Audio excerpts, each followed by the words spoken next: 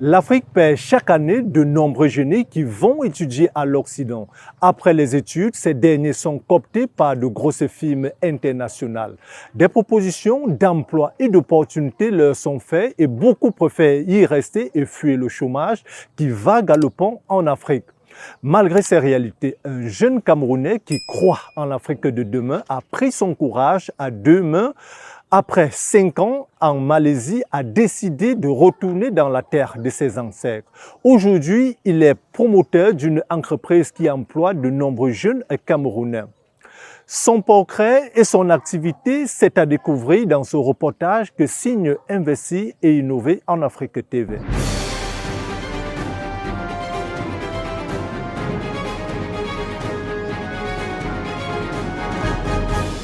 Selon une nouvelle enquête menée auprès de 4500 jeunes Africains âgés de 18 à 24 ans, 52% d'entre eux envisageraient d'émigrer au cours des prochaines. Les principales raisons invoquées, les difficultés économiques et les possibilités d'éducation. C'est le cas d'un jeune Camerounais titulaire d'un baccalauréat qui s'est émigré en 2012 en Malaisie pour les études de génie électronique et informatique où il obtiendra un Bachelor of Computer Engineering au bout de 5 ans. En 2017, il fait le choix de retourner dans la terre de ses ancêtres, un choix qui n'a pas été facile. De nombreux jeunes africains préfèrent rester à l'étranger parce qu'ils ont des meilleures opportunités. Je suis satisfait, je ne peux pas regretter d'être venu ici. Rien que ces trois petites choses me disent que j'ai eu raison de rentrer, galérer d'abord, parce que ça n'a pas toujours été facile, mais le chemin qu'on a emprunté et les horizons que nous sommes en train d'entrevoir maintenant montrent que j'ai eu parfaitement raison de revenir au pays et je ne vais jamais le regretter. De retour donc au Cameroun, il met sur pied une entreprise qui porte le nom de AfroGeek. L'idée vient à la fin de mes études, en 2017, quand je suis en train de me préparer déjà pour retourner au pays, car j'ai fait mes études en Malaisie de 2012 à 2017, fin 2017. Et voilà, je suis en train de préparer un projet qui pourra venir assainir un domaine particulier que j'apprécie au Cameroun, qui est celui du dépannage. Au-delà de ce dépannage, ayant fait des études en ingénierie, je me préparais aussi plus pour la conception électronique. Donc, quand je suis arrivé au pays, j'ai commencé par des tutoriels. Je montrais comment est-ce qu'on fabrique, par exemple, un thermomètre numérique et qu'on sort. Mais après, on s'est vite rendu compte qu'on ne pouvait pas directement sauter à cette étape sans avoir les moyens. Donc, il a fallu que je rentre dans ce que je maîtrisais déjà bien, qui était le dépannage des laptops et des téléphones et des téléviseurs. Et là, sur place, on avait besoin déjà de recruter. Et justement, on n'a pas trouvé des gens qualifiés pour faire les tâches dont on avait besoin à AfroGeek. Et voilà d'où vient l'idée de la formation. Nous lançons dans les formations et les premières personnes qu'on a formées, c'était gratuitement parce qu'on avait besoin des employés. On les forme et plus tard, ils deviennent nos employés. Voilà comment, à partir de là, AfroGeek a grandi. AfroGeek vient de Afro pour les Africains et Geek passionné de technologie et qui veut s'approprier ou conserver ses propres technologies pour pouvoir les utiliser à son compte. C'est donc le geek africain, le passionné de l'électronique et de l'informatique africain. Nos premiers fonds sont venus de manière très simple. On n'a pas eu un capital quelconque à part le capital confiance parce que directement les gens venaient nous voir, voilà, j'ai mon appareil qui a tel problème. Et j'étais encore chez mes parents, parce que quand je reviens au pays, je recommence à zéro et je suis avec les parents. Et là, les gens m'appelaient, viens dépanner mon appareil, viens dépanner ici. C'est au bout de ces petits dépannages que j'ai réuni une petite somme et j'ai pu avoir un atelier qui était l'atelier du Cradat. Après cet atelier, j'ai commencé à former et on a eu plus de clients quand les gens voyaient qu'au moins on a un emplacement Et c'est avec ces petits moyens qu'on a créé le deuxième atelier, le troisième atelier jusqu'aujourd'hui. L'équipe d'Investir et Innover en Afrique TV s'est rendue à la direction centrale d'Afrogeek à Yaoundé, au marché central en face de Foko, plus précisément au centre commercial d'Habitat Square. Au deuxième étage, boutique B18. J'ai l'habitude de venir dépanner les appareils chez Afrogeek parce que j'ai toujours trouvé satisfaction à tous mes soucis. Je suis venu aujourd'hui avec un téléphone qui avait un problème d'afficheur et une carte graphique. Et j'attends juste qu'on résolve mon problème. Ça, c'est un client qui est venu pour dépanner son téléphone. Il a un problème d'afficheur. C'est un Huawei Mate 20. Donc, il est question de faire un diagnostic. Le diagnostic coûte 3 000. Bon, j'ai déjà enregistré. Okay. J'ai déjà enregistré votre téléphone. Ça va maintenant aller chez le technicien. Il va changer l'afficheur. Oui. Donc, vous allez juste patienter un peu. À cause ça. Dans cet atelier de dépannage, on repart les téléphones de toutes marques ainsi que les ordinateurs portables. C'est le temps de la maintenance informatique. Présentement, Afrogeek est concentré sur la maintenance électronique et informatique, particulièrement le dépannage des laptops, des MacBooks, dans les produits Apple, les téléphones, les iPhones, les téléphones Android, les téléviseurs. Ça, c'est les appareils sur lesquels nous sommes concentrés maintenant. Mais en réalité, on dépanne beaucoup d'autres appareils. Sauf qu'on essaye de limiter les appareils qu'on dépanne parce que si on dépanne tout, finalement, nos ateliers seront extrêmement pleins. Donc, on essaye de se limiter aux appareils que je viens de citer. Comme je vous ai dit au départ, Afrogeek vient assainir un domaine qui est très utilisé au Cameroun, qui est le domaine du dépannage. Tout le monde a forcément été chez un dépanneur, que ce soit pour son téléphone, pour son téléviseur ou bien pour un autre appareil électroménager. Et chacun a eu forcément des expériences bonnes ou mauvaises. Mais beaucoup ont eu de mauvaises expériences. Mais l'autre réalité est que c'est un domaine dont les Camerounais ont besoin parce qu'on ne peut pas se permettre à tout moment que quand il y a un problème sur un appareil, qu'on soit obligé d'acheter un autre. Déjà, notre situation économique ne nous permet pas de le faire et même si on avait beaucoup d'argent, ce n'est pas la meilleure solution parce que il y a des appareils comme par exemple dans le biomédical, il y a des appareils qui coûtent extrêmement cher. On parle de l'ordre de 10 millions, 20 millions, 50 millions, 100 millions. Est-ce qu'à tout moment, il faudra aller acheter une autre? Non, il faut une maintenance de qualité avec des personnes qui maîtrisent exactement ce qu'ils sont en train de faire, qui donnent certaines garanties. Donc, Afrogeek est là pour assainir le domaine. Pour que ceux qui sont déjà techniciens, ils peuvent passer ce recyclage à Afrogeek parce qu'ils ont l'avantage que moi j'ai dépanné déjà comme eux, c'est-à-dire dans le tas, avant d'aller faire des études bien approfondies. Et j'ai beaucoup d'années d'expérience. J'ai près de 15 ans d'années d'expérience dans le dépannage. Donc, ils peuvent vraiment prendre quelque chose de nous. Ils peuvent également, s'ils veulent, ne viennent pas en formation, mais copier notre exemple afin de rendre le domaine plus professionnel.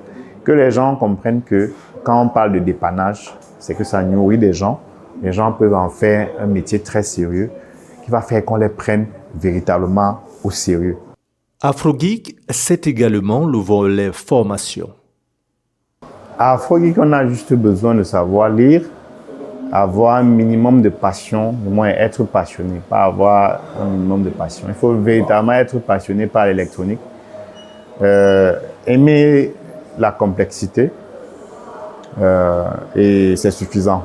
Parce que ceux qui viennent chez nous, bon, généralement on peut dire que le niveau quand même raisonnable, c'est le BPC. Mais ici, on retrouve les gens qui viennent de partout. Nous avons des femmes, nous avons des filles, nous avons des gens qui ont des masters venant de toutes les filières, que ce soit scientifique, que ce soit littéraire, que ce soit technique, ou que ce soit même qui n'ont pas de baccalauréat. C'est la méthode plutôt de transmission qui est importante. Le niveau d'école n'est pas très important. À partir du moment où vous êtes passionné et que celui qui vous transmet la connaissance sait de quoi il parle. Parce que il y a une devise chez nous qui dit « on ne peut pas enseigner ce qu'on ne connaît pas ». D'accord? Vous ne pouvez pas demander à un professeur de physique à l'université d'apprendre aux enfants à construire des fusées. C'est deux domaines différents. Il n'a jamais construit une fusée, alors il ne peut pas enseigner aux enfants à construire des fusées. C'est pareil pour le dépannage.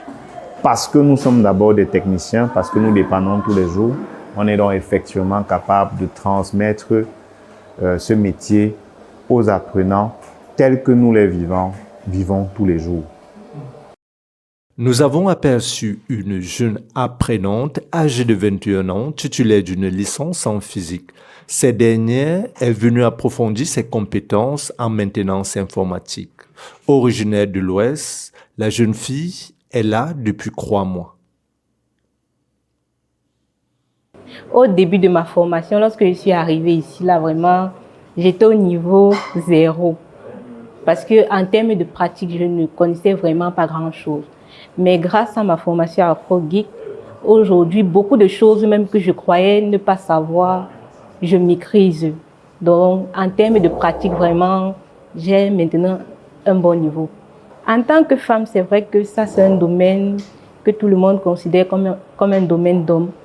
Mais je ne suis pas intimidée, au contraire, je suis très à l'aise ici. Il n'y a pas de distinction, il n'y a pas de discrimination. Tout ce que les hommes font, les femmes aussi le font. Sifako Farida est venue approfondir ses compétences. C'est également le cas pour Etundi Antoine Junior, qui est stagiaire depuis 8 mois. Il est titulaire d'un bac+1. Avant d'arriver à Fogui, j'étais d'abord à l'université, où j'ai fait pratiquement 1 an et les cours étaient purement théoriques. Et ce qui m'a fait venir à Fogui, c'est parce que moi j'aimais le dépannage, j'aime ouvrir tout ce qui est comme appareil. Je suis déjà capable de dépanner, ouvrir un ordinateur fonctionnel et le refermer toujours en étant fonctionnel. Je suis déjà aussi capable de pouvoir faire un diagnostic précis et clair pour permettre au client d'être rassuré et connaître qu'est-ce qui dérange sur son ordinateur. Pour le déroulement de la formation, ça se passe très bien. Les cours se font du lundi à vendredi de 8h, 9h à 17h, donc sont purement pratiques. Les cours se font purement pratiques. Je ne regrette pas d'être venu à AfroGeek et je peux conseiller aussi à mes amis, mes camarades de faire un tour, puisqu'ici, on gagne en plus, surtout dans le dépannage. Et certes, à l'école, on manque certaines parties, mais on n'entre pas en profondeur. Mais ici, à AfroGeek, on dépanne des cartes mères avec le schéma et il y a plein d'appareils aussi.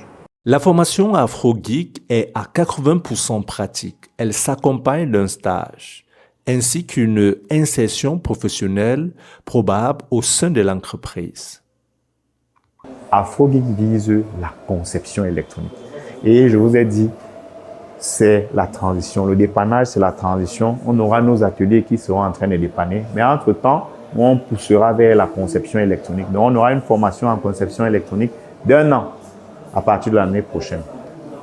Les prix sont abordables et accessibles à tout le monde à AfroGeek, malgré les difficultés que rencontre le jeune ingénieur de 38 ans. La plupart des diagnostics sont à 3 000 francs. Bon, il y a des diagnostics de 5 000 francs, par exemple, pour les appareils Apple. Maintenant, les prix de dépannage sont vraiment au niveau de tout le monde.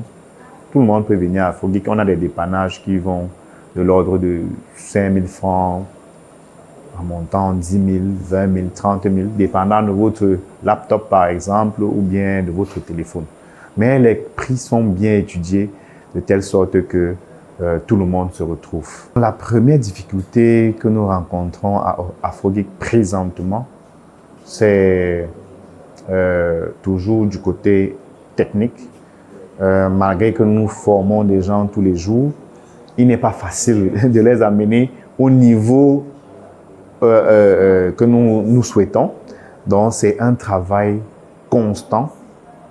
Nous avons recruté certains des techniciens que nous avons formés et tous les jours, ils sont en train de gagner de l'expérience. C'est pas facile de trouver un ingénieur comme moi qui a déjà 15 ans d'années d'expérience dans le dépannage. Ce n'est pas évident. Donc, nous sommes conscients de ça et nous laissons le temps à ceux qu'on a déjà recrutés de gagner en expérience et tous les jours, nous essayons de récupérer d'autres formations à l'extérieur, que ce soit en Inde, que ce soit en Chine, pour leur retransmettre ça. Et sinon, nous rassurons tous les jours que leur niveau est mis à jour. Mais ce n'est pas facile parce que ça nécessite beaucoup de moyens. Il faut acheter beaucoup de cours. Il faut être toujours en train d'acheter des ordinateurs parce que ici, les apprentis apprennent sur des appareils, sur nos appareils qu'on a achetés. Et là, ils peuvent les gâter, il faut recommencer.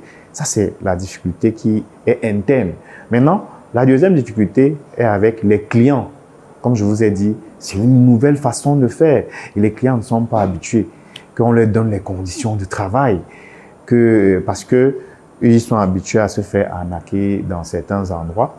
Je ne dis pas que c'est tous, mais beaucoup ont eu des mauvaises expériences.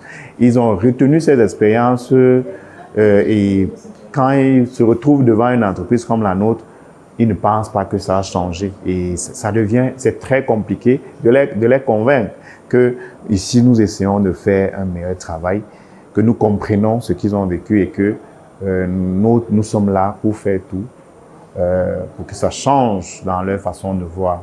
Donc on a cette difficulté. Ça c'est la deuxième. La troisième maintenant reste toujours le problème des financements, parce que en réalité Afrogeek a un potentiel bien plus élevé.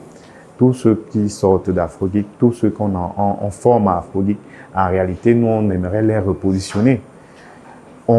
Si on avait tous les financements, en l'espace d'un an, on ouvrirait même 5 ateliers. Et tous ceux que nous sommes en train de former, on pourrait les recruter et donner ainsi du travail à tout un petit Camerounais. Malgré ces difficultés, l'activité nourrit l'homme qui est marié et père de plusieurs enfants. En travaillant à Afrogeek, ça m'a permis d'avoir ma petite famille. Je subviens bien à mes besoins, au moins d'abord personnels. Mais ma fierté vient surtout de ce que je peux apporter aux autres, que ce soit aux clients qui viennent ici avec des pannes désespérées. Parce que vous voyez, le laptop ou bien l'ordinateur, c'est le matériel de travail des gens. Et ça veut dire sans ça, ils ne peuvent pas gagner leur pain. Et la satisfaction de les voir sourire une fois qu'on a dépanné leur ordinateur et qu'ils peuvent recommencer le travail, c'est ce qui nous apporte le plus de bonheur et qui nous motive à continuer à faire ce travail. Il y a d'abord cette satisfaction qui est quelque chose qu'on ne peut pas facilement remplacer avec de l'argent. Au-delà, comme je disais, nous formons des jeunes qui, à partir de ce que nous leur transmettons, rêvent de d'autres horizons, qui regardent la vie autrement et ça leur ouvre des perspectives. C'est ça l'objectif. Il y a des gens qui vivent aussi grâce à Afrogeek, qui ont leur famille, qui nourrissent leur famille grâce à Afrogeek. Et donc, c'est déjà le fait d'avoir donné cet impact. Pour moi, je crois que c'est déjà quelque chose. C'est pas encore le succès, c'est pas encore ce qu'on espère, parce qu'on veut faire beaucoup mieux, que les gens sachent qu'on est capable de leur apprendre quelque chose de complexe de manière très simple. Il remercie d'ailleurs le professeur Bougala qui l'a impacté grâce à ses discours. Je me décide de rentrer au Cameroun parce que déjà, même en allant à l'étranger, je n'avais pas prévu y rester, mais j'avais beaucoup de raisons de rester en Malaisie. Déjà, il y avait l'Australie qui était près de moi, il y avait la Nouvelle-Zélande, et j'avais la famille en Angleterre, la famille en Irlande, en France. Mais je décide de rentrer parce qu'à ce moment, il y a un mouvement africain très grand où on est en train de demander aux Africains de rentrer. C'était particulièrement poussé par des gens comme le professeur Pougala, qui montrait en fait que l'Afrique était le nouvel Eldorado et que ce serait très malheureux que ce soit les fils africains eux-mêmes qui n'en profitent pas. Donc, et justement, ça rejoint les idées que j'avais déjà. Et j'étais boosté à l'idée de revenir pour apporter ma contribution, aussi petite qu'elle soit, au développement de mon pays. Et parce que je sais que la valeur d'un homme ne peut lui être donnée que par ses gens, les gens d'où il vient. Moi, j'ai toujours pensé que qu'importe qui vous êtes à l'extérieur, même si vous êtes très très grand à l'extérieur et que vous n'êtes pas reconnu chez vous, vous n'avez pas votre valeur originale. Et c'est la raison pour laquelle, me souciant du devenir de mon pays, du devenir de mon peuple et de mes origines, j'ai décidé de revenir au pays. Et aussi parce que je pensais que j'avais les moyens techniques, professionnels et surtout la foi qu'il fallait pour briser les barrières qui pouvaient être, ou bien les obstacles qui pouvaient être sur ma route. D'ailleurs, il invite tous ses frères et sœurs de la diaspora à revenir au Cameroun pour développer le pays que dirige le président Paul Biya. Bon, pour mes frères qui sont dans la diaspora ou bien à l'étranger et qui hésitent encore de prendre le pas du courage, je l'appelle pas du courage parce que ils ne doivent pas espérer que ce sera facile. Ils doivent être réalistes déjà que notre pays ou bien l'Afrique en général a certaines difficultés. Mais ils doivent d'abord être conscients que qu'importe ces difficultés, ça reste leur terre, ça reste leur pays, leurs origines et ils ne pourront pas se retirer ça de la peau.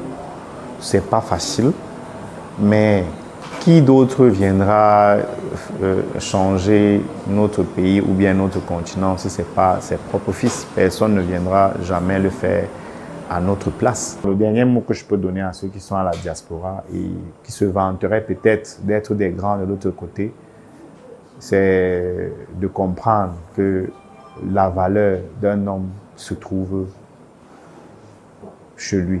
La valeur d'un homme, c'est ce que ses propres gens lui attribue. Si l'étranger t'attribue une grande valeur, ça ne compte pas vraiment, ça ne compte pas véritablement. Parce que est-ce que les valeurs qu'on t'attribue de l'autre côté correspondent à tes origines? Donc, ce sont les gens de chez toi qui devraient te valider en quelque sorte. Donc, venez vous faire valider par votre peuple, par vos origines, par vos gens. Et je pense que vous serez plus épanouis parce que même ceux qui disent avoir réussi de l'autre côté, ils ont toujours ce pincement au cœur qu'ils ne sont pas acceptés au pays. Alors, qu'est-ce que vous attendez? C'est pas facile, mais c'est notre terre, c'est notre pays et il faut faire quelque chose. L'entreprise AfroGeek, qui compte à ce jour une quarantaine d'employés, ne compte pas s'arrêter en si bon chemin, car elle a de grands rêves. Quand je reviens au pays, la première vision, c'était la fabrication. Ça reste le canevas, c'est le chemin vers la fabrication, en touchant des technologies qui sont très récentes. Parce que si on est en train de dépanner des appareils qui sont sortis en 2015, 2016, 2017, 2018, voire 2020, voire 2022 parfois, c'est qu'on est en train de toucher à une technologie de pointe. On interagit avec une technologie de pointe. Ça veut dire qu'on s'en rapproche.